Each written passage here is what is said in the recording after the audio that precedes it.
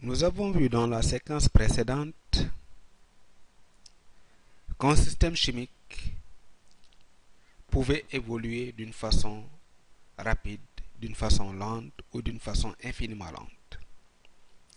Et nous avions annoncé que dans la suite, nous allons nous intéresser à l'évolution lente des systèmes chimiques. Mais pour mieux étudier un système chimique, il faut pouvoir suivre les constituants du milieu réactionnel au cours de leur formation ou au cours de leur disparition. Il existe plusieurs méthodes de suivi de l'évolution d'un système chimique, dont des méthodes physiques et des méthodes chimiques. Nous allons nous intéresser aux méthodes chimiques.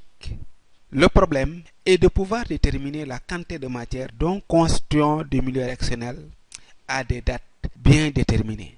Si nous parvenons au cours du temps à savoir à chaque date la quantité de matière dont des constituants du milieu réactionnel, nous pourrons alors dresser un tableau de valeur entre la quantité de matière de ce constituant et l'instant t à partir du début de la réaction. Et ce tableau de valeur rempli pourra être exploité pour déterminer d'autres caractéristiques du milieu réactionnel. Nous allons partir d'un exemple qui est la réaction de saponification de l'éthanoate de méthyle par la soude.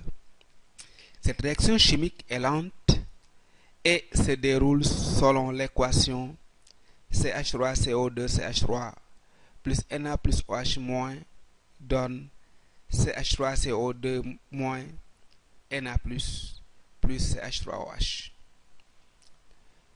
Lorsque nous venons de mettre les corps en présence, nous supposons qu'il y avait un nombre de moles d'ester N0 et un nombre de moles de soude N0, donc un mélange équimolaire.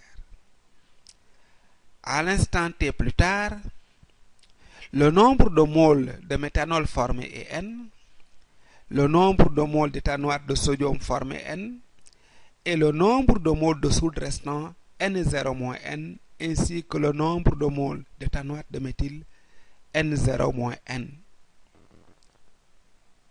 Voilà. À un instant T, nous allons bloquer la réaction entre l'éthanoate de méthyle et la soude. Nous allons par la suite faire un prélèvement de ce milieu et nous allons doser les ions hydroxyde restant de la réaction par une solution d'acide chlorhydrique. Cette réaction entre les ions hydroxyde de la soude et les ions hydronium de l'acide chlorhydrique est une réaction rapide. Elle se déroule selon l'équation CH3O plus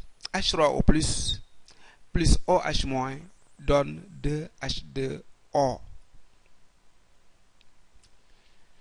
Pour récapituler, la réaction que nous étudions, qui est la réaction chimique lente entre l'éthanoate de méthyle et la soude, se déroule selon l'équation 1 avec sa composition à l'instant initial et sa composition à l'instant T. Le dosage des ions hydroxyde restants se déroule selon l'équation de H3O plus OH- donne 2H2O. Les ions OH- qui ont réagi dans la réaction d'équation 2 sont les ions OH- qui restent de la réaction matérialisée par l'équation 1. Une mole d'ion OH- d'ion hydroxyde réagit avec une mole d'ion hydronium. À l'équivalence de la réaction, nous avons alors le nombre de moles d'ion hydroxyde restant de la réaction 1 qui est égal au nombre de moles d'acide versé, soit CaVa.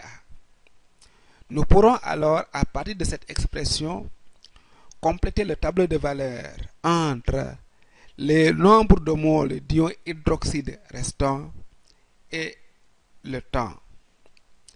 À l'instant t égale 0, Les ions hydroxydes n'ont pas encore réagi avec l'état noir de méthyle. Leur quantité de matière est alors N0. À l'instant T1, le nombre de moles d'ion hydroxyde est CaVa. La valeur de Ca étant connue au début de l'expérience, à chaque volume Va d'acide versé, nous pourrons connaître la quantité de matière d'ion hydroxyde restant et partant compléter le tableau de valeurs. Ce tableau de valeurs pourra être exploité pour déterminer une caractéristique qu'on appelle la vitesse de réaction, donc constituant du milieu